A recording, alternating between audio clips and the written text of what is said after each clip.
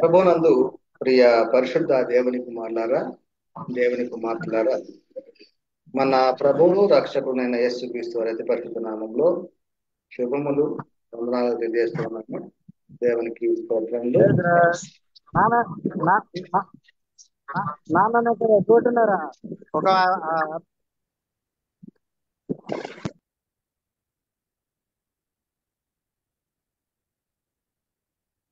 లేఖన భాగాన్ని చదువుకొని వాక్యాన్ని ప్రారంభించుకుందాం. ప్రార్థన. వాక్యాన్ని చదువుకుందాం ఒకసారి. లేవీయుల గ్రంథము 2వ అధ్యాయము 27 నుంచి 29 వచనాల వరకు ఒకసారి చదువుకుందాం. లేవీయుల గ్రంథము 2వ అధ్యాయము 27 నుంచి 29 వచనాలు. అప్పుడు ఇశ్రాయేలీల మధ్య ఉన్నవాడును నేనే అనియు, నేనే మీ దేవుడైన యెహోవాననియు, నేను తప్ప వేరొక దేవుడు ఉన్నడు లేడనియు మీరు తెలుసుకొందురు. నా జనులు ఇక ఎన్నడను సిగ్గునందక ఉందురు. తరువాత నేను సర్వజనుల మీద నా ఆత్మను కుమ్మరింతును. మీ కుమారులను మీ కుమార్తెలను ప్రవచనములు చెప్పుదురు. మీ ముసలి వారు కలలు కందురు. మీ యవ్వనులు దర్శనములు చూతురు. ఆ దినములలో నేను పనివారి మీదను పనికత్తెల మీదను నా ఆత్మను కుమ్మరింతును. ప్రార్థన చేసుకుందాం. కృప కలిగిన ప్రేమ కలిగిన ప్రియ పరలోకపు తండ్రి, నీ ఘనమైన అత్యున్నతమైన మహోన్నతమైన నామమును బట్టి స్తుతులు స్తోత్రములు నాయన. తండ్రి, మరి ఇప్పటి వరకు ప్రార్థన ద్వారాగా, పాటల ద్వారాగా, ఆరాధించడం ద్వారాగా మీరు మహిమ పొంది ఉన్నారని నమ్ముతూ విశ్వసిస్తూ ఉన్నాను నాయన. తండ్రి, మరి ఈ సమయంలో నీ యొక్క విలువైన అమూల్యమైన జీవము గల మాటలను ప్రకటించడానికి నేను సిద్ధపడి ఉండగా తండ్రి, మీ యొక్క ఆత్మ సహాయాన్ని అందించండి, నోటిబోరుగా వాడుకోనండి తండ్రి. మరి ఈ సమయంలో మరి ఎందరైతే ఒక మైక్ శబ్దం ద్వారా కావచ్చు, ఫేస్బుక్ ద్వారా కావచ్చు, జూమ్ మీటింగ్ ద్వారా కావచ్చు వింటూ ఉన్నారో వారందరి హృదయంలో వాక్యమును గ్రహించగలిగి ఆ వాక్య ప్రకారంగా అనుసరించి జీవించడానికి నీ కృపలో భద్రపరచమని మా ప్రభువును రక్షకుడైన యేసుక్రీస్తు వారి అతి పరిశుద్ధ నామంలో మిక్కిలి వినయముగా ప్రార్థించి వేడుకొంచున్నాం పరమ తండ్రి. ఆమేన్. ప్రభువునందు ప్రియ పరిశుద్ధ దేవుని కుమారులారా, మనము పరిశుద్ధాత్మ సంపూర్ణ వివరణ అనే ప్రధాన అంశంగా మరి అనేకమైనటువంటి అంశాలను మనం నేర్చుకుంటూ వచ్చాం. అయితే ఈ రోజున మనం నేర్చుకునేటువంటిది కృపావరములను అనుగ్రహించు పరిశుద్ధాత్మను గూర్చి దేవుడు చేసినటువంటి వాగ్దానము నెరవేర్పు అనేటువంటి అంశం ద్వారాగా మనం అనేకమైనటువంటి విషయాలు మనం నేర్చుకుంటున్నారా. గతంలో పరిశుద్ధాత్మ ఉనికి, ప్రత్యక్షతలు, కార్యములు జరుగుతున్నప్పటికీ కూడా దేవుడు పరిశుద్ధాత్మను గురించి ఎందుకు వాగ్దానం చేశాడు అనేటువంటి అంశంలో మరి చాలా స్పష్టమైనటువంటి వివరాలు మనం నేర్చుకున్నాం పిల్లరా. కనుకనే మరి ఈ పరిశుద్ధాత్ముడు పెంతెకోస్తు పండుగ దినం నాడు వీళ్ళు పొందుకోక మునుపు మరి అనేకమైనటువంటి కార్యములు, ఉనికి, ప్రత్యక్షతలు మరి జరుగుతూనే ఉన్నాయి. అలాగా వస్తాడు, కార్యములను చేస్తాడు, మరలా వెళ్ళిపోయేటువంటి పరిస్థితి. అయితే మరి ఒక కాలంలో దేవుడు మరి ఎలా తోడుగా ఉన్నాడు అనేటువంటిది కనుక మనం పరిశీలన చేసినట్టయితే ప్రవక్తల ద్వారా మాట్లాడి మనం నడిపించాడు, మనకు తోడుగా ఉన్నాడు అనేటువంటి విషయం మనకి స్పష్టంగా అర్థమైనటువంటి విషయమే. మరొక కాలంలో చూసినట్లయితే యేసుక్రీస్తుకు తోడుగా ఉండి మనకు యేసుక్రీస్తు ద్వారా మాట్లాడాడు, అదే విధంగా నడిపించినట్లుగా మనం చూస్తాం పిల్లారా. కనుకనే మరి ఆ దేవుడు మనకు తోడు అనే అర్థము అనేటువంటి అనే దానికి ఇమ్మానుయేలు అనేటువంటి పదానికి దేవుడు మనకు తోడు అనేటువంటి అర్థం మనకు వస్తుంది పిల్లారా. కనుకనే ఆ తరువాత కాలంలో మరి దేవుడు ఎవరి ద్వారాగా తోడుగా ఉన్నాడు అంటే యేసుక్రీస్తు ద్వారా తోడుగా ఉన్నాడు. యేసుక్రీస్తు ద్వారాగా తోడుగా ఉన్నాడు అని ఆ తర్వాత కాలంలో దేవుడు ఎవరి ద్వారాగా తోడుగా ఉన్నాడు అంటే మిమ్మల్ని అనాథలుగా విడవను, మిమ్మల్ని అనాథలుగా విడిచిపెట్టను, యుగ సమాప్తి వరకు మీకు తోడుగా ఉంటాను అని చెప్పిన యేసుక్రీస్తు వారు మరి ఎలా తోడుగా ఉన్నాడు అంటే, ఎవరి ద్వారాగా తోడుగా ఉన్నాడు అంటే, దేవుడు యేసుక్రీస్తు ద్వారాగా తోడుగా ఉన్నాడు. యేసుక్రీస్తు వారు పరిశుద్ధాత్మ ద్వారా తోడుగా ఉన్నాడు. అంటే వాగ్దానం చేయబడిన పరిశుద్ధాత్మ ఎల్లప్పుడూ మనకి యేసుక్రీస్తు ద్వారా తోడుగా ఉంటాడు. దేవుడు యేసుక్రీస్తు ద్వారా పరిశుద్ధాత్మ ద్వారా మనకి ఎల్లప్పుడూ తోడుగా ఉంటాడు అనేటువంటి అంశాలు మనం స్పష్టంగా నేర్చుకుని ఉండగా, మరి ఈ రోజున మనం నేర్చుకునేటువంటి అంశం ఏమిటంటే, కృపావరణ అనుగ్రహించు పరిశుద్ధాత్మను కూర్చున్నటువంటి దేవుడు వాగ్దానం చేసి ఉన్నాడు కదా ఆ ఏవేలు ప్రవక్త ద్వారాగా. ఆ యొక్క వాగ్దానము నెరవేరిందా లేదా అనేటువంటిది మనము ఈ రోజున నేర్చుకున్నాం పిల్లారా.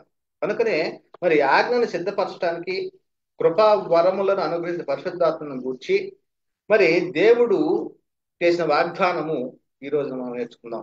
కనుకనే కృపా వరములను అనుగ్రహించిన పరిశుద్ధాత్మను గురించి బాప్తిస్మిచ్ యోహాను చెప్పిన సందర్భాలు మనము గతంలో తెలుసుకున్నాం. అదే విధముగా ఆ తండ్రి అయిన దేవుడు చేసిన వాగ్దానం గురించి యేసుక్రీస్తు వారు ప్రత్యక్షంగా బోధించిన కాలంలో తన శిష్యులతోటి పలికినటువంటి సందర్భాలు మనం తెలుసుకుని ఉన్నాం. అదే విధముగా యేసుక్రీస్తు వారు మృతుల్లో నుండి లేపబడిన తరువాత మరి పరిశుద్ధాత్మను గురించి తన శిష్యులతోటి చెప్పినటువంటి సందర్భాల గురించి కూడా మనం గతంలో తెలుసుకుని ఉన్నాం పిల్లరా. కనుకనే మరి ప్రవక్త అయినటువంటి ఏబేలు ద్వారా ఆ నేను సర్వజనుల మీద నా ఆత్మను కుమ్మరించేదను, మీ కుమారులను మీ కుమార్తెను ప్రవచనం చెప్పుదురు, మీ ముసలి వారి కలలగందురు, మీ యవనులు దర్శనం చూతురు అనేటువంటిది ఈ యొక్క వాగ్దానము మరి నెరవేరిందా మరి లేదా అనేటువంటిది స్పష్టమైనటువంటి అవగాహన తెలుసుకోవాలి. ఎందుకంటే చాలా మంది ప్రియులలో ఆలోచన ఏంటంటే, ఇంకా పరిశుద్ధాత్మ కుమ్మరింపు జరుగుతూనే ఉంది, మొదట్లో ప్రారంభంలో కొద్దిగా మాత్రమే మరి పరిశుద్ధాత్ముడు దిగివచ్చాడు, ఇంకా పరిశుద్ధాత్ముడు ఇంకా ఇంకా కొద్దిగా జరుగుతూనే ఉంది, పరిశుద్ధాత్మ కుమ్మరింపు పూర్తిగా జరగలేదు అనేటువంటిది చాలా మంది భిన్నమైనటువంటి బోధలు చేస్తా ఉన్నారు పిల్లారా. అంటే పరిశుద్ధాత్మ మరి సమృద్ధిగా కుమ్మరింపబడిందా లేదా అనేటువంటి విషయం కూడా మరి ఈ లేఖనాల ద్వారా మనము స్పష్టంగా తెలుసుకున్నాం ఈ రోజున. మరి పరిశుద్ధాత్మను గురించి దేవుడు చేసిన వాగ్దానము మరి నెరవేర్పును గురించి మరి బాప్తిస్మిచ్ యోహాను చెప్పిన సందర్భాన్ని ఒకసారి జ్ఞాపకం చేసుకున్నాం పిల్లారా. మరి మత్తయి సువార్త 3:11 మారు మనసు నిమిత్తం నేను నీళ్ళలో మీకు బాప్తిస్మ ఇస్తున్నాను, అయితే నా వెనక వచ్చుచున్నవాడు నాకంటే శక్తిమంతుడు, ఆయన చెప్పులు మోయుటకైనా నేను పాత్రుడను కాను, ఆయన పరిశుద్ధాత్మలోను అగ్నితోనూ మీకు బాప్తిస్మం ఇచ్చును. ఇది బాప్తిస్మం ఇచ్చి యోహాను గారు ఆ కాలంలో మారు మనసు పొందండి, పరలోక రాజ్యం సమీపించి ఉన్నదని చెప్పేసి మరి ప్రకటించేటువంటి కాలంలో అక్కడ ఉన్నటువంటి జనులతోటి చెప్తున్న సందర్భం ఇది. యేసుక్రీస్తు వారు అయితే ఏం చేస్తాడంట, పరిశుద్ధాత్మతోనూ బాప్తిస్మము అగ్నితోనూ మీకు బాప్తిస్మం ఇస్తాడు అనేటువంటిది మరి బాప్తిస్మిచ్ యోహాను గారు చెప్తున్నటువంటి సందర్భం. మరి తండ్రి అయిన దేవుడు సంఘానికి కృపా వరములను అనుగ్రహించడానికి పరిశుద్ధాత్మ వాగ్దానము ఎవరిలో నెరవేర్చబడుతుంది, ఎవరు పరిశుద్ధాత్మను అనుగ్రహిస్తారు? మరి తండ్రి అయిన దేవుడు ఏవేల ప్రవక్త ద్వారా తెలియపరచబడిన కృపావరం గురించి పరిశుద్ధాత్మని గురించి వాగ్దానము బాప్తిస్మిచ్ యోహాను తెలియపరిచినటువంటి సందర్భాన్ని మనం ఇప్పుడు చదువుకొని ఉన్నాం. మరి ఈ సందర్భం గురించి క్రీస్తు యేసు యొక్క అపోస్తులు మరి జ్ఞాపకం చేసుకున్నటువంటి ఒక సందర్భాన్ని మనము తెలుసుకుందాం పిల్లారా. అది అపోస్తుల కార్యంలో 11:14-17 రాయబడి ఉంటది. అంటే బాప్తిస్మిచ్ యోహాను అక్కడ ఉన్నటువంటి ఇశ్రాయేల్తో చెప్తున్న సందర్భము ఏం చెప్పాడు, నా వెనక వచ్చున్నవాడు నాకంటే శక్తిమంతుడు, ఆయన చెప్పులు మోయటకని నేను పాత్రుడను కాను, ఆయన పరిశుద్ధాత్మలోను అగ్నితోను మీకు బాప్తిస్మం ఇచ్చును అని యోహాను గారు చెప్పినటువంటి మాటలు ఏ సందర్భంలో జ్ఞాపకం చేసుకున్నారు అంటే, యేసుక్రీస్తు వారి యొక్క శిష్యులు అన్యజనుడైనటువంటి కొర్నేలు ఇంటి వద్ద వాక్యాన్ని ప్రకటిస్తూ ఉన్నప్పుడు పరిశుద్ధాత్మ కుమ్మరింపు జరగబడింది వారి మీద కూడా. ఆ సందర్భంలో జ్ఞాపకం చేసుకుంటూ ఉన్నారు. అది ఒకసారి చదువుకుందాం పిల్లారా. అపోస్తుల కార్యములు 11వ అధ్యాయంలో 14 నుంచి 17 వచనాల్లో పేతురు గారు చెప్తున్నాడు సందర్భము. కొర్నేలు ఇంటి వద్ద, కొర్నేలు ఒక కుటుంబ సభ్యులతోటి, నీవును నీ ఇంటి వారును ఏ మాటల వలన రక్షణ పొందుదురో ఆ మాటలు అతడు నీతో చెప్పునని తన ఇంట నిలిచి తనతో చెప్పిన ఒక దేవదూతను చూసిన సంగతి మాకు తెలిపెను అంటూ, నేను మాటలాడనారంభించినప్పుడు పరిశుద్ధాత్మ మొదట మన మీదకి దిగిన ప్రకారము వారి మీదకి దిగెను. మొదట మన మీదకి దిగిన ప్రకారము ఎలాగట? వారి మీదకి దిగెను. అప్పుడు యోహాను నీళ్లతో బాప్తిసం ఇచ్చెను గాని మీరు పరిశుద్ధాత్మలో బాప్తిసం పొందుదురని ప్రభువు చెప్పిన మాట నేను జ్ఞాపకం చేసుకుంటుని. అంటే ఈ మాట యేసుక్రీస్తు వారు కూడా చెప్పినటువంటి సందర్భాలు. అంటే యేసుక్రీస్తు వారు చెప్పాడు, ఏమంటున్నారంటే, నేను ఏదైతే మీ సంగతులు చెప్పానో ఆ సంగతులన్నీ కూడా మరలా జ్ఞాపకం చేస్తాడు. ఇంకా చెప్పవలసిన సంగతులు ఇంకా అనేకం ఉన్నవి, అవి కూడా తెలియపరుస్తాడు పరిశుద్ధాత్మను వచ్చి అనేటువంటి మాటలు. మరి ఇక్కడ చూసినట్టు ఈ సందర్భాన్ని బట్టి మనకు అర్థమవుతోంది. యేసుక్రీస్తు వారు తన ప్రత్యక్షం బోధించిన కాలంలో తన శిష్యులతో చెప్పిన మాటలు మరి ఇక్కడ మనము గమనిస్తూ ఉన్నాం. ఏమని? యోహాను నీళ్లతో మీకు బాప్తిసం ఇచ్చాను కానీ మీరు పరిశుద్ధాత్మ బాప్తిసం పొందురు ప్రభు చెప్పిన మాట నేను జ్ఞాపకం చేసుకుంటుని అని పేతురు గారు జ్ఞాపకం చేసుకుంటున్నాడు.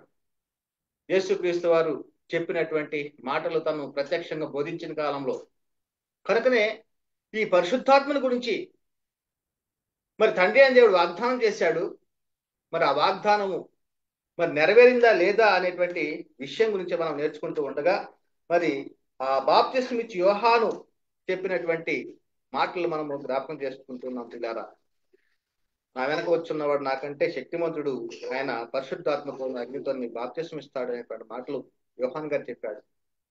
మరి ఈ వాగ్దానం గురించి యేసుక్రీస్తు వారు ప్రత్యక్షం బోధించిన కాలం చెప్పిన సందర్భాలు మనం చూసినట్లయితే యోహాను సువార్త 14వ అధ్యాయం 26వ వచనంలో కూడా ఆదరణకర్త అనగా తండ్రి నా నామమున పంపబో పరిశుద్ధాత్మ సమస్తమును మీకు బోధించి మీతో చెప్పిన సంగతులన్నింటినీ మీకు జ్ఞాపకము చేయను. ఇప్పుడు జ్ఞాపకం చేసుకున్నారు కదా, పరిశుద్ధాత్మతోను అగ్నితోను బాప్తిస్మం ఇస్తాడు అనేటువంటిది యేసుక్రీస్తు వారు చెప్పినటువంటి మాటలు క్రీస్తు యేసు యొక్క అపోస్తులు జ్ఞాపకం చేసుకున్నారు. ఆయన వచ్చి ఏమంటున్నాడు? ఆదరణకర్త అనగా తండ్రి నా నామం పంప పరిశుద్ధాత్మ సమస్తమును మీకు బోధించి నేను మీతో చెప్పిన సంగతులన్నింటినీ మీకు జ్ఞాపకం చేయను అంటున్నాడు. అదే అధ్యాయం 16వ వచనంలో నేను తండ్రిని వేడుకుంటాను, మీ వద్ద ఎల్లప్పుడూ ఉండుటకై ఆయన వేరొక ఆదరణకర్తను అనగా సత్య స్వరూప ఆత్మను మీకు అనుగ్రహించును. అంటే పరిశుద్ధాత్మను గురించి ప్రభువైన యేసుక్రీస్తు వారు తాను ప్రత్యక్షంగా బోధించిన కాలంలో మరి చెప్తూ ఉన్నటువంటి సందర్భాలు మనం చూసుకుంటున్నాం. పిల్లారా, యోహాను సువార్తలోనే లూకా సువార్త 24వ అధ్యాయం 49వ వచనంలో ఆయన పునరుద్ధరణ తర్వాత చెప్తున్నాడు. ఏమంటున్నాడంటే, ఇదిగో నా తండ్రి వాగ్దానం చేసినది మీ మీద పంపుతున్నాను, మీరు పైనుండి శక్తి పొందు వరకు కూడా నిలిచి ఉండుడి. పైనుండి శక్తి పొందు వరకు కూడా నిలిచి ఉండండి అంటున్నాడు. ఒక సందర్భంలో ఏమంటున్నాడు యేసుక్రీస్తు వారు? సర్వలోకానికి వెళ్ళండి, సర్వ సృష్టికి సువార్తను ప్రకటించండి అని చెప్తూ ఉన్నాడు. అదే విధముగా నా తండ్రి వాగ్దానం చేసినది మీ మీద పంపుతున్నాను, మీరు పైనుండి శక్తి పొందుకునే వరకు కూడా పట్టణములోనే నిలిచి ఉండండి అంటూ ఇంకొక సందర్భంలో నేను మీతో సత్యము చెబుతున్నాను, నేను వెళ్ళిపోవటం వలన మీకు ప్రయోజనకరము అంటున్నాడు. నేను వెళ్ళిపోవటం వలన మీకు ప్రయోజనకరము, నేను వెళ్ళని ఎడల ఆదరణకర్త మీ వద్దకు రాడు, నేను వెళ్ళిన ఎడల ఆయనను మీ వద్దకు పంపుతాను. అంటే యేసుక్రీస్తు వారు పరలోకానికి వెళ్ళిన తర్వాతనే తండ్రి వద్ద ఉన్నటువంటి ఆదరణకర్త వస్తాడు. ఆయన ఏం చెప్తాడంట? నేను ఏదైతే మీకు చెప్పానో ఆ సంగతులన్నింటిని కూడా మీకు జ్ఞాపకం చేస్తాడు. అదే విధముగా మరి మీకు ఎల్లప్పుడూ తోడుగా ఉంటాడు. అదే విధముగా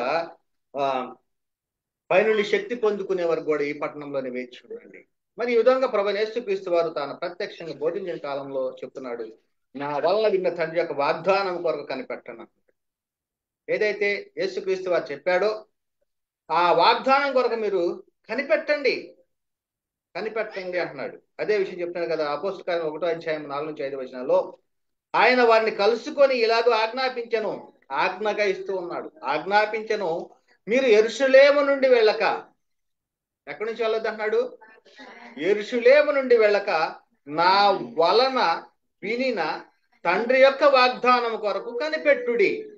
తండ్రి యొక్క వాగ్దానం అంటే ఏవేలు ప్రవక్త ద్వారాగా ప్రవచింపబడినటువంటి వాగ్దానము పరిశుద్ధాత్మను గురించి ఆ యొక్క వాగ్దానం కొరకు కనిపెట్టండి అంటున్నాడు. మరి అంతకుముందు ఏం చెప్పి ఉన్నాడు? మీరు సర్వలోకానికి వెళ్ళండి, సర్వసృష్టికి సువార్తను ప్రకటించండి అని చెప్తున్నాడు. అదేవిధంగా నా తండ్రి వాగ్దానం చేసి మీ మీద పంపుతున్నాను, మీరు పైనుండి శక్తి పొందు వరకు కూడా పట్టణంలోనే నిలిచి ఉండండి అంటున్నాడు. మరి ఎందుకు ఆ పట్టణంలో నిలిచి ఉండాలి? మరి ఎందుకు వాగ్దానం చేసినటువంటి తండ్రి చేసిన వాగ్దానం కొరకు కనిపెట్టాలి అనేటువంటి విషయాన్ని మనము పరిశీలన చేసినట్టయితే అపోస్తల కార్యం 1:8 చెప్పబడుతున్న మాటలు మనము గ్రహించాల ప్రియులారా. అయినను పరిశుద్ధాత్మ మీ మీదికి వచ్చినప్పుడు మీరు శక్తి నొందెదరు గనుక మీరు యెరూషలేములోను యూదయ సమరయ దేశముల ఎందంతటను దిగంతముల వరకును నాకు సాక్షులైందురని వారితో చెప్పాను. అంటే వారు శక్తి పొందుకుంటేనే గాని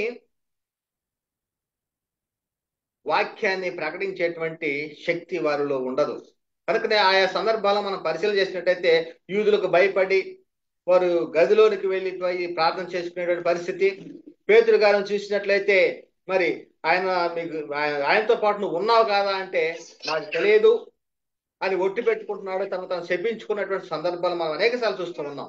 కనుకనే ఏమంటున్నాడంటే పరిశుద్ధాత్మ మీ మీదికి వచ్చినప్పుడు మీరు శక్తిని పొందారు కనుక మీరు యెరూషలేములోను యూదయ సమరయ దేశముల అందంతటను భూదిగంతముల వరకును నాకు సాక్షులైందని వారితో చెప్పిన పిల్లల. కనుకనే తండ్రి చేసినటువంటి యొక్క వాగ్దానము నెరవేరిందా లేదా అంటే అది నెరవేరింది.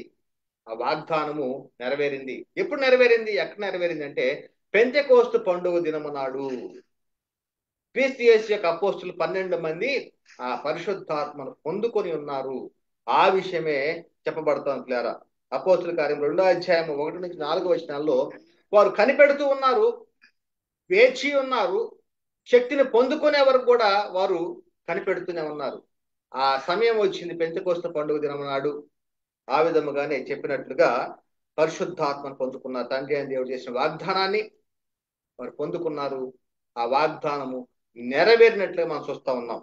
అపోస్తుల కార్యం 2:1-4 పెంతెకోస్తును పండుగ దినము వచ్చినప్పుడు అందరూ ఒక చోట కూడి ఉండిరి. అప్పుడు వేగముగా వీచు బలమైన గాలి వంటి ఒక ధ్వని అకస్మాత్తుగా ఆకాశం నుండి అకస్మాత్తుగా వారు కూర్చుండి ఉన్న ఇల్లంతయు నిండెను. చూడండి, అంటే పరిశుద్ధాత్మ యొక్క కార్యములలో ఎలా ఉంటుంది అంటే ఆకాశం నుండి అంటే బలమైన గాలి వంటి ఒక ధ్వని ఆకాశం అకస్మాత్తుగా వారు కూడి ఉన్న ఇల్లంతయు నిండెను అంటూ, మరియు అగ్ని జ్వాలల వంటి నాలుకలుగా విభాగింపబడినట్టుగా వారికి కనబడి వారిలో ఒక్కొక్కని మీద వ్రాలగా అందరూ పరిశుద్ధాత్మతో నిండిన వారై ఆ ఆత్మ వారికి వాక్శక్తి అనుగ్రహించిన కొలది అన్య భాషలతో మాటలాడసాగిరి. ఎప్పుడు?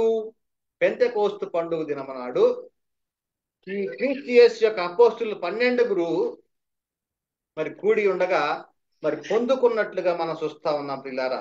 అందుకనే పేతురు గారు కొర్నేలి ఇంటి వద్ద జరిగినటువంటి సంగతి చెప్తున్నాడు.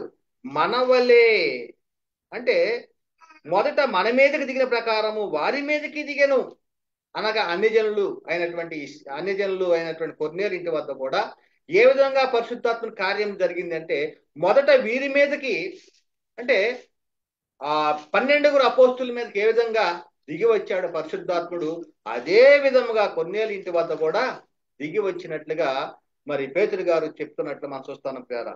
ఏ విధముగా? వేగముగా వీచు బలమైన గాలి వంటి ఒక ధ్వని ఆకాశం నుండి అకస్మాత్తుగా వారు కూర్చుండిన ఇల్లంతయు నిండెను. ఎలాగ నిండి ఉన్నది? కూర్చున్న ఇల్లంతయు నిండెను.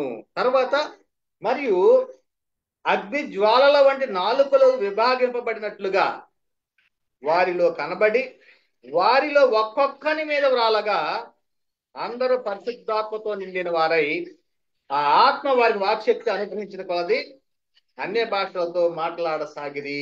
అన్య భాషలతో మాట్లాడుతున్నారు సార్. కనుకనే పిల్లరా, తండ్రి అయిన దేవుడు చేసిన వాగ్దానం నెరవేర్చలో జరిగినటువంటి అద్భుతమైనటువంటి సంగతులు ఏమి జరిగినాయి అంటే 5వ వచనం నుండి మనము 18వ వచనం వరకు కూడా మనం చూసుకోవచ్చు పిల్లరా.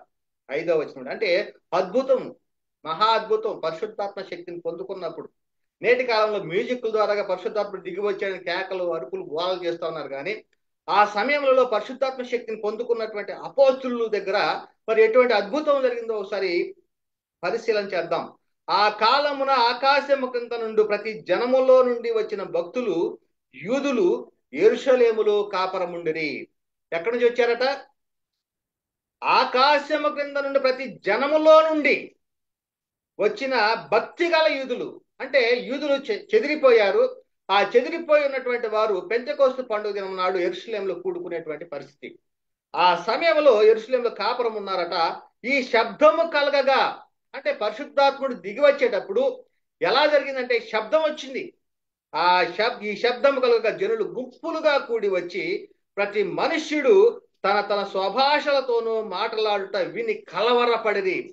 అలాగట స్వభాషలతో మాట్లాడారట. ఎవరి భాషలతోటి అంటే జనులు గుంపులుగా కూడి వచ్చి ప్రతి మనుషుడు తన తన స్వభాషతో వారు మాట్లాడుట. వారు అంటే అపోస్తులు మాట్లాడుతున్నారు. ఎవరి భాషలతో? ఎదురుగా ఉన్నటువంటి మరి ప్రతి జనం వచ్చినటువంటి భక్తి గల యూదులు వారి భాషలతో మాట్లాడారట క్రీస్తు యేసు యొక్క అపోస్తులు. అదే చూస్తున్నారు ఇక్కడ చెప్తున్నాడు. అంతటా అందరూ విభ్రాంతి నుండి ఆశ్చర్యపడి, ఇదిగో మాట్లాడుతున్న వీరందరూ గలిలీయులు కాదా? ఎవరట? వీరి విషయంలో విద్య లేని పామర్లని చెప్పబడతా ఉంది. గలిలీయులు కాదా అంటూ మనల ప్రతి వాడు తాను పుట్టిన దేశపు భాషతో వీరు మాట్లాడటం మనం వినుచున్నామే, ఇదేమి? ఎలా మాట్లాడుతున్నారు? వారు మాట్లాడే ప్రతి ఒక్క మాట కూడా మరి ఎన్ని దేశం నుంచి భూ దిగంతం నుండి ఎక్కడి నుంచి వచ్చారో వారందరికీ కూడా అర్థమవుతా ఉంది. వారు అనేక భాషలు కలిగిన వారైనా వీరు మాట్లాడేటువంటి ప్రతి మాట కూడా వారి భాషలో మాట్లాడుతున్నట్లుగా వారికి అర్థమవుతా ఉన్నది పిల్లారా. మరి నేటి కాలంలో మరి భాషలతో మాట్లాడేటువంటి వారి విషయంలో మరి ఏ మాట్లాడుతూ ఉన్నారు? మరి అది గ్రహించగలుగుతూ ఉన్నారా? అది అర్థము తెలుస్తా ఉందా? అయితే పెంతెకోస్తు పండుగ నాడు క్రీస్తు యేసు యొక్క అపోస్తులు పొందుకున్నటువంటి పరిశుద్ధాత్ముడు మరి వారిలోకి మాట్లాడుతున్నప్పుడు, వారు పరిశుద్ధాత్మ శక్తిని పొందుకున్నప్పుడు వారు మాట్లాడే ప్రతి ఒక్క మాట కూడా అనేక ప్రాంతాల నుంచి వచ్చినటువంటి వారందరికీ కూడా ఆ మాటలు అర్థమవుతా ఉన్నాయి. వారి యొక్క స్వభాషలో మాట్లాడుతున్నట్లుగా చెప్పబడతా ఉంది. వారి యొక్క భాషలు ఏ దేశంలో నుండి వచ్చిన వారు, ఏ భాషలతో ఉన్నటువంటి వారు ఇక్కడ చెప్పబడుతున్నారు. వారందరికీ కూడా వీరు చెప్పేటువంటి మాటలు అర్థమవుతా ఉన్నాయి. అదే చెప్తున్నాడు. ఏమంటున్నాడు? మనలో ప్రతి వాడు తాను పుట్టిన దేశపు భాషలో వీరు మాట్లాడటం మనం వినుచున్నామే, ఇదేమి? పార్థీలు, మాదీలు, ఎలామీలు, మెస్పతోమియా, యూదయ, కప్పదోకియా, పొంతు, ఆసియా, పృగియా, పంపులియా, ఐగుప్తు దేశమందల వారు, కురేనే దగ్గర లిబియా ప్రాంతం మీద కాపురం ఉన్నవారు, రోమా నుండి పరవాసులుగా వచ్చిన వారు, యూదులు, యూదా మత ప్రవిష్టులు, క్రేతీలు, అరబీలు మొదలైన మనమందరమును వీరు మన భాషలతో దేవుని గొప్ప కార్యములను వివరించడం వినుచున్నామని చెప్పుకున్నది. ఎవరి భాషలతో మాట్లాడారంటే అపోస్తులు? ఇక్కడ ఎన్ని భాషలతో ఏ దేశంలో ఇచ్చారో ఆ యొక్క భాషలతోటి మాట్లాడుతున్నారంట. దేవుని యొక్క గొప్ప కార్యాలట వివరిస్తూ ఉన్నారట. మరి వారు ఆశ్చర్యపడుతున్నారు. ఇది దేవుని యొక్క గొప్ప కార్యాలు, పరిశుద్ధాత్మ శక్తిని పొందుకున్నప్పుడు జరిగేటువంటి గొప్ప కార్యములు. కనుకనే అందరూ విభ్రాంతులు ఎటు తోసుకు ఇది ఏమగునని ఒకరితోనొకడు చెప్పుకొనిచున్నారట. కనుకనే కొందరైతే ఏమనుకుంటున్నారంటే అపహాస్యం చేస్తున్నారట. వీరు కొత్త మద్యముతో నిండి ఉన్నారు అని అపహాస్యం చేశారట. కొత్త మద్యముతో నిండి ఉన్నారని. అయితే పేతురు గారు ఏమంటున్నాడు? అక్కడ పొందుకున్నటువంటిది మాత్రం 12 మాత్రమే, 120 మంది కాదు. పెంతెకోస్తు పండుగ దినం నాడు మరి పరిశుద్ధాత్మ శక్తిని పొందుకున్నటువంటి వారు 12 అపోస్తులు మాత్రమే అని ఈ లేఖనం ద్వారా అర్థమవుతా ఉంది. అది ఎలాగంటే వీరు కొత్త మద్యంతో నిండి ఉన్నారని అపహాస్యం చేశారు. ఇంకా ఏమంటున్నాడు పేతురు గారు? అయితే పేతురు ఆ 11 కూడా లేచి, అక్కడ ఎంతమంది ఉన్నారు పేతురుతో పాటుగా? 11 మంది ఉన్నారు. 11 మందితో పాటుగా పేతురు గారు ఉన్నాడు. 11 కూడా లేచి నిలిచి బిగ్గరగా వారితో ఇట్లనెను, యూదయ మనుషులారా, యెరూషలేములో కాపురమున్న సమస్త జనులారా, ఇది మీకు తెలియగాక, చెవి యొగ్గి నా మాటలు వినుడి. మీరు ఊహించినట్టు వీరు మత్తులు కారు. పొద్దు పొడిచి జామైనా కాలేదు. ఏవేళ ప్రవక్త ద్వారా చెప్పబడిన సంగతి ఇదే. ఇక్కడ చెప్తున్నాడు. మరి తండ్రి అయిన దేవుడు పరిశుద్ధాత్మ గురించి చేసినట్టు వాగ్దానము నెరవేరిందా లేదా అంటే పెంతెకోస్తు పండుగ దినం నాడు నెరవేరింది. ఆ నెరవేరినటువంటి నెరవేర్పును గురించి అపోస్తలుడైన పేతురు గారు చెప్పిన సందర్భం ఇది. అంత్య దినములు యందు నేను మనుషులందరి మీద నా ఆత్మను కుమ్మరించెదను. మీ కుమారులను మీ కుమార్తెలను ప్రవచించెదరు. మీ యవ్వనులకు దర్శనములు కలుగును. మీ వృద్ధులు కలలకందురు. ఆ దినములలో, ఏ దినములలో? అంత్య దినములు ఎందు అంటున్నాడు. ఇది అంత్య దినములు ప్రారంభం ఎప్పుడు అనేటువంటి అంశంలో మనం స్పష్టంగా నేర్చుకుందాం పిల్లారా. అంత్య దినముల ప్రారంభం ఎప్పుడు అనేటువంటి విషయంలో మనము మరి దీనికి జవాబుగా మరి అనేకమైన విషయాలు మనం నేర్చుకుందాం. అయితే ఆ దినములలో నా దాసుల మీదను నా దాసురాండ్ర మీదను నా ఆత్మను కుమ్మరించదను గనుక వారు ప్రవచించెదరు. మరి ఇది చెప్పబడుతున్నటువంటిది యొక్క లేఖనము, మరి వాగ్దానము, పరిశుద్ధాత్మ గురించి దేవుడు చేసిన వాగ్దానం నెరవేరిందా లేదా అంటే నెరవేరింది. కనుకనే అపోస్తలుడైన పేతురు గారు మరి ఆ ఏవేలు ప్రవక్త చెప్పిన దాన్ని ఎత్తి చూపిస్తూ ఇక్కడ చెప్తూ ఉన్న సందర్భాన్ని మనం చూస్తూ ఉన్నాం ప్రియారా. కనుకనే మరి పరిశుద్ధాత్మ గురించి వాగ్దానము తండ్రి వల్ల పొంది మీరు చూచు వినుచున్నటువంటి దీనిని కుమ్మరించి ఉన్నాడని అపోస్తులు చెప్తున్నారు. అపోస్తుల కార్యములు 2వ అధ్యాయము 31 నుంచి 33 వచనాల్లో క్రీస్తు పాతాళములో విడువబడలేదనియు ఆయన శరీరము కుళ్ళిపోలేదనియు దావీదు ముందుగా తెలుసుకొని ఆయన పునరుద్ధానమును గూర్చి చెప్పాను. ఈ యేసును దేవుడు లేపెను. ఈ యేసును దేవుడు లేపెను. దీనికి మేమందరము సాక్షులము అని చెబిది. కాగా ఆయన దేవుని కుడి పార్శ్వన హెచ్చింపబడి పరిశుద్ధాత్మను గూర్చిన వాగ్దానమును తండ్రి వలన పొంది మీరు చూచుచూ వినుచున్న దీనిని కుమ్మరించి ఉన్నాడు పరిశుద్ధాత్మను గురించి. మరి ఆ యొక్క పరిశుద్ధాత్మ గురించి వాగ్దానము నెరవేరిందా లేదంటే నెరవేరింది, నెరవేర్పు జరిగింది అనేటువంటి ఈ లేఖనం ద్వారా కూడా మనకు అర్థమవుతా ఉంది. అయితే తండ్రి అయిన దేవుడు చేసిన కృపా వరములను అనుగ్రహించే పరిశుద్ధాత్మను సమృద్ధిగా కుమ్మరించాడా లేకపోతే కొద్దిగా కుమ్మరించాడా అంటే లేఖనము చెప్పేదాన్ని బట్టి మనము గ్రహించాలి. కనుకనే ఏం చెప్పబడతా ఉంది? తీతు రాసిన పత్రికలో 3వ అధ్యాయం 6 నుంచి 7 వచనాల్లో మనం ఆయన కృప వలన నీతిమంతులమని తీర్చబడి, ఎలాగట? మనం ఆయన కృప వలన నీతిమంతులంగా తీర్చబడి నిత్య జీవమును గూర్చిన నిరీక్షణను బట్టి దానికి వారసులమగుటకై ఆ పరిశుద్ధాత్మను మన రక్షకుడైన యేసు క్రీస్తు ద్వారా ఆయన మన మీద సమృద్ధిగా కుమ్మరించెను. సమృద్ధిగా, ఇంకా సంపూర్ణమైపోయా, సమృద్ధిగా పొందుకొని ఉన్నారు. కనుకనే మరలా కుమ్మరింపు అనేటువంటి జరుగుతుందా అంటే జరిగేటువంటి పరిస్థితి లేదు. ఈనాటికి దిగిరా పరిశుద్ధాత్మ పాటల ద్వారాగా, అనేక మంది మ్యూజికల్ ఇన్వెస్ట్మెంట్ల ద్వారాగా మరి ఎంతో మరి అల్లరితో చేస్తూ ఉన్నారు. దిగిరా అంటే పరిశుద్ధాత్ముడు దిగి వచ్చాడు, తను చేయవలసినటువంటి సంఘానికి అనుసరించిన బోధన తెలియజేసేశాడు. ఇప్పుడు సంఘాన్ని కాస్తూ ఉన్నాడు. మరి అదేవిధంగా యేసుక్రీస్తు వారు 2వ రాకడలో ఈ సంఘాన్ని యేసుక్రీస్తు వారిని అప్పగించడం జరుగుతా ఉంది. మరి ఈ విధంగా పరిశుద్ధాత్ముడు మరి సంఘాన్ని కాసేటువంటి పరిస్థితి నేటి కాలంలో అసత్యంలో సత్యంగా మార్చేటువంటి వారి విషయంలో సత్యాన్ని బోధించే వారిని సంఘంలో అధ్యక్షుడిగా నియమించాడు. ఆ అధ్యక్షుల ద్వారా సర్వసత్యము చెప్పబడతా ఉంటున్నారు. కనుకనే పిల్లరా మరి సమృద్ధిగా కుమ్మరించాడంటే కుమ్మరించి ఉన్నాడు అనే విషయం చెప్పబడుతూ ఉంది. అందుకనే మనకైతే దేవుడు వాటిని తన ఆత్మ వలన బయలుపరిచి ఉన్నాడట. మనకైతే అంటే ఎవరైతే మరి క్రీస్తు రక్తంలో కడగబడి వాగ్దానం చేయబడినటువంటి అబ్రహాంకి వాగ్దానానికి వారసులు అవుతున్నారో, అంటే ఆత్మను గురించి వాగ్దానాన్ని పొందుకుంటూ ఉన్నారో, మరి వారి విషయం చెప్పబడుతూ ఉంది. మనకైతే దేవుడు వాటిని తన ఆత్మ వలన బయలుపరిచి ఉన్నాడు. కొరింథీయులకు రాసిన మొదటి పత్రిక 2వ అధ్యాయము 9 నుంచి 10 వచనాల్లో రాయబడినది. ఇందుని గూర్చి దేవుడు తను ప్రేమించే వారి కొరకు ఏవి సిద్ధపరిచెనో అవి కంటికి కనపడలేదు, చెవికి వినపడలేదు, మనిషి హృదయంలో గోచరము కాలేదు అని వ్రాయబడి ఉన్నది. అయితే మనకైతే దేవుడు వాటిని తన ఆత్మ వలన బయలుపరుచున్నాడు. ఆ ఆత్మ అన్నింటినీ దేవుని మర్మములను కూడా పరిశోధించున్నాడు. మరి ఈ విధముగా మనకైతే ఏం చేసి ఉన్నాడు? తన ఆత్మ వలన సమస్తాన్ని కూడా బయలుపరిచి ఉన్నాడు అనేటువంటి విషయము చెప్పబడుతుంది. మరి ఏ ఆత్మ వలన మళ్ళీ బయలుపరిచాడు? దేవుని సంగతులు ఎవరికి తెలుస్తాయంటే, దేవుని సంగతులు దేవుని ఆత్మకే గాని మరి ఎవనికి కూడా తెలియవట.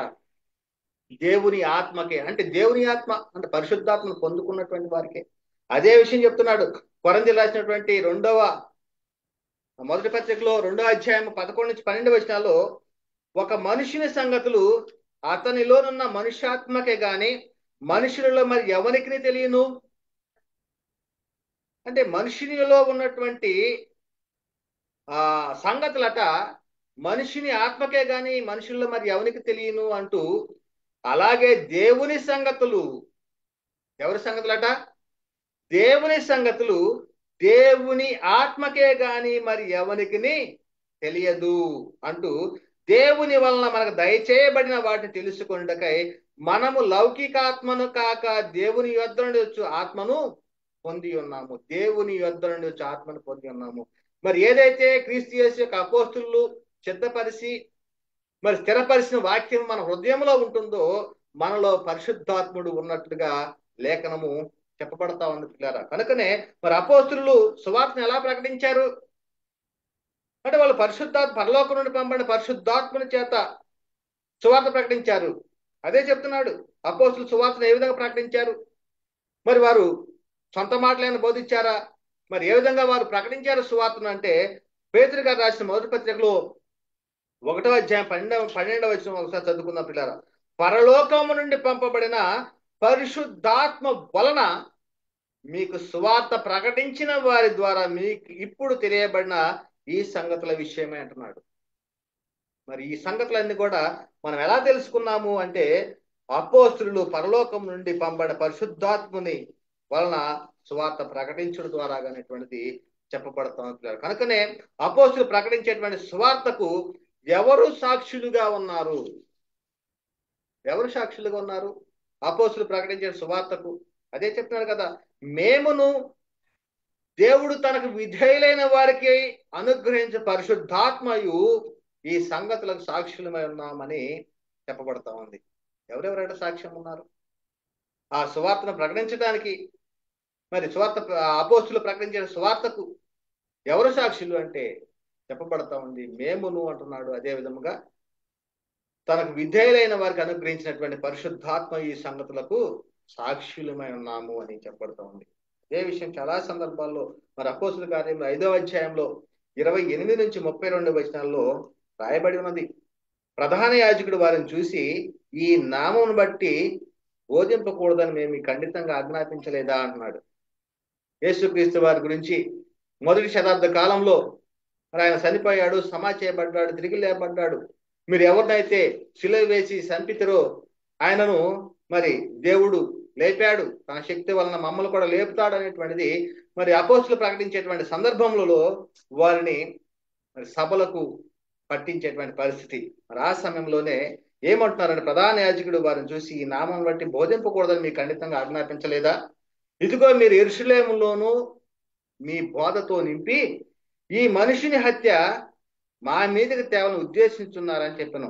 అందుకు పేతురును అపోస్తులను, మనుషులకు కాదు దేవునికే మేము లోబడవలను కదా.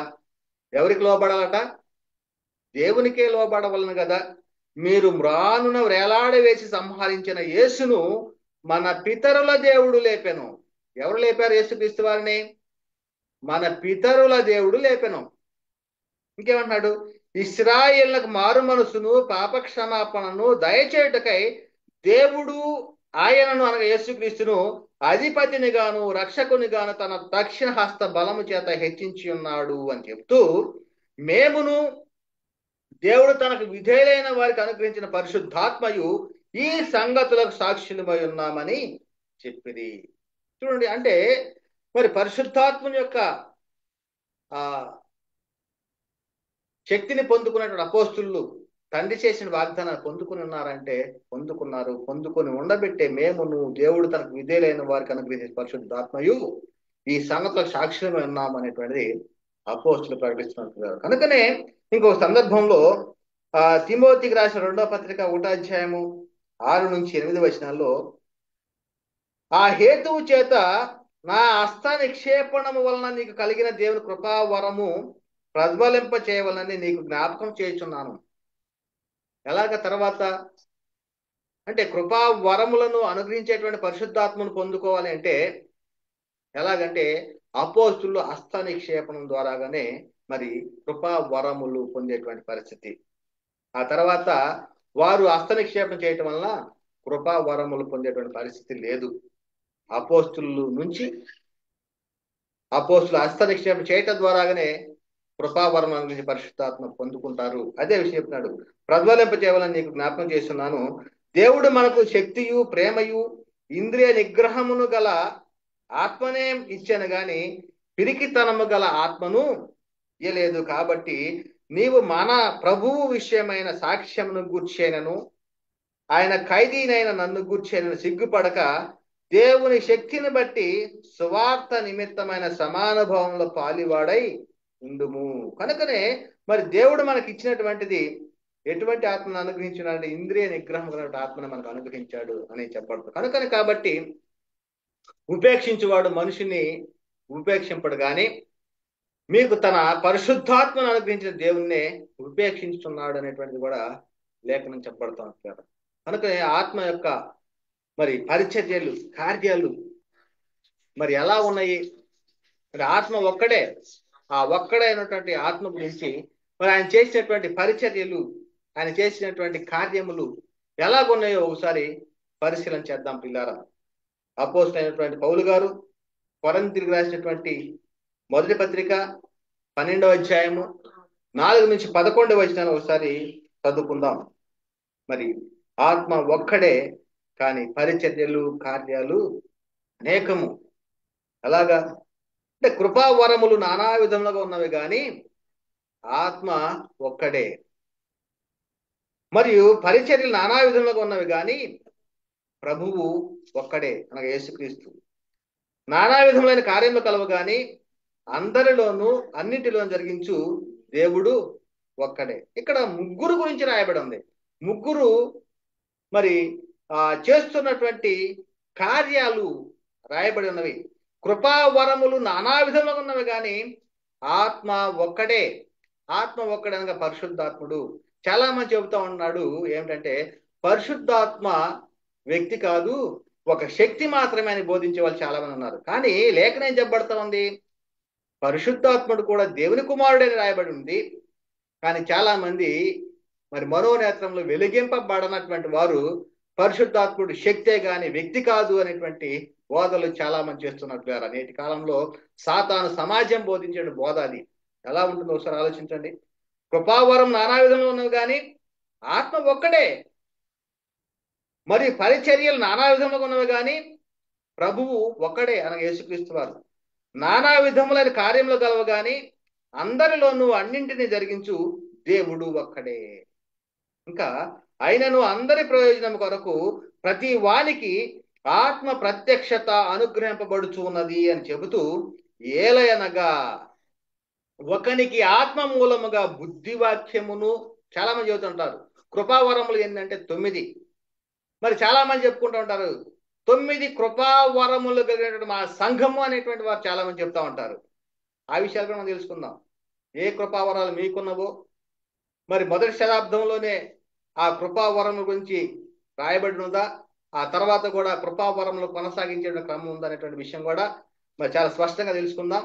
కనుకనే ఇక్కడ ఏం చెప్పబడతా ఉందంటే, ఏలగనగా ఒకనికి ఆత్మ మూలముగా బుద్ధివాక్యమును, మరి ఒకనికి ఆ ఆత్మను అనుసరించి జ్ఞానవాక్యమును, మరి ఒకనికి ఆ ఆత్మ వల్లనే విశ్వాసమును, మరి ఒకనికి ఆ ఆత్మ ఆ ఒక్క ఆత్మ వల్లనే స్వస్థపరుచు వరములను, మరి ఒకనికి అద్భుత కార్యములను చేయు శక్తియు, మరి ఒకనికి ప్రవచన వరమును, మరి ఒకనికి ఆత్మల వివేచనయు, మరి ఒకనికి నానావిధ భాషలను, మరి ఒకనికి భాషల అర్థము చెప్పు శక్తియు అనుగ్రహింపబడి ఉన్నవి అని చెబుతూ 11వ వచనం చెప్పబడతా ఉందంటే, అయినను వీటన్నింటినీ ఆ ఆత్మ ఒక్కడే తన చిత్తము చొప్పున ప్రతి వానికి ప్రత్యేకముగా పంచి ఇచ్చుచు కార్యసిద్ధి కలగజేయుచున్నాడు. కనుక ఈ కార్యములు ఎప్పటి కాలంలో జరిగాయి అంటే మొదటి శతాబ్ద కాలములోనే జరిగాయి. ఎందుకు జరిగాయి ఈ కార్యములు అనేటువంటి విషయం కూడా మనము రాబోయేటువంటి తరగతిలో మనం నేర్చుకోవడానికి ప్రయత్నం చేద్దాం పిల్లలు. కనుక ఇక్కడ చెప్పబడతా ఉంది కొరింథీ రాసినటువంటి మొదటి పత్రికలో 12వ అధ్యాయము 27 నుంచి 29 వచనాల్లో, అటువలే మీరు క్రీస్తు యొక్క శరీరమై ఉండి వేరువేరుగా అవయములై ఉన్నారు. మరియు దేవుడు సంఘముల మొదట కొందరిని అపోస్తులుగాను, ఎలాగట మొదట కొందరిని అపోస్తులుగాను, పిమ్మట కొందరిని ప్రవక్తలుగాను, అంటే అపోస్తులు హస్త నిక్షేపం చేయుట ద్వారాగా వచ్చినటువంటి వారు ప్రవక్తలు, పిమ్మట కొందరిని బోధకులుగాను, అటు పిమ్మట కొందరిని అద్భుతములు చేయవారిగాను, తరువాత కొందరిని స్వస్థపరచు కృపావరములు గలవారిని గాను, కొందరిని ఉపకారములు చేయవారిని గాను, కొందరిని ప్రభుత్వములు చేయవారిని గాను, కొందరిని నానా భాషలు మాట్లాడు వారిని గాను నియమించను. కనుక ఇదన్నీ కూడా ఎప్పటి కాలంలో అంటే ఇవన్నీ కూడా జరిగినటువంటివి మొదటి శతాబ్ద కాలంలో. ఈ సంగతులన్నీ ఏ కాలంలో జరిగాయని రాయబడి ఉన్నవి అంటే మొదటి శతాబ్దపు కాలంలో క్రీస్తు యేసు యొక్క అపోస్తుల ద్వారాగానే ఈ యొక్క కార్యాలు అన్ని కూడా జరిగినవి. కనుకనే మొదటి శతాబ్ద కాలంలో తండ్రి అయిన దేవుడు చేసిన వాగ్దానము నెరవేరిందా, నెరవేరలేదా అంటే అది నెరవేర్చబడింది, నెరవేర్పు జరిగింది. కృపా వరములను అనుగురించి పరిశుద్ధాత్మ సమృద్ధిగా కుమ్మరింపబడి ఉన్నదా, కుమ్మరింపబడలేదంటే సమృద్ధిగా కుమ్మరింపబడింది. అదే విధముగా పరలోకం నుండి పంపబడిన పరిశుద్ధాత్మ ద్వారా యేసుక్రీస్తు వారు చెప్పినటువంటి ప్రత్యక్షముగా బోధించిన సంగతులు ప్రారంభ సంఘములో జ్ఞాపకం చేశాడా అంటే ప్రారంభ సంఘములో జ్ఞాపకం చేసినట్టుగా మనం చూస్తా ఉన్నాం. అదేవిధంగా పరలోకం నుండి పంపిన పరిశుద్ధాత్మ ద్వారా యేసుక్రీస్తు వారు ఇంకను చెప్పవలసిన అనేక సంగతులు ప్రారంభ సంఘంలో తెలియజేశాడంటే అవన్నీ కూడా సంపూర్ణంగా తెలియజేశాడు. ఈ కృపా వరములను గురించి పరిశుద్ధాత్మను కూర్చిన ఎవరు వాగ్దానం చేశారంటే తండ్రి అయిన దేవుడు వాగ్దానం చేశాడు. మరి ఆ వాగ్దానము ఎవరు పంపించారంటే యేసుక్రీస్తు వారు పంపించారు. మరి ఆ కృపావరం అనుగురించి పరిశుద్ధాత్మ ఎక్కడి నుంచి వచ్చి ఉన్నాడంటే తండ్రి వద్ద ఉన్నాడు, ఆయన తండ్రి వద్ద నుంచి వచ్చాడు.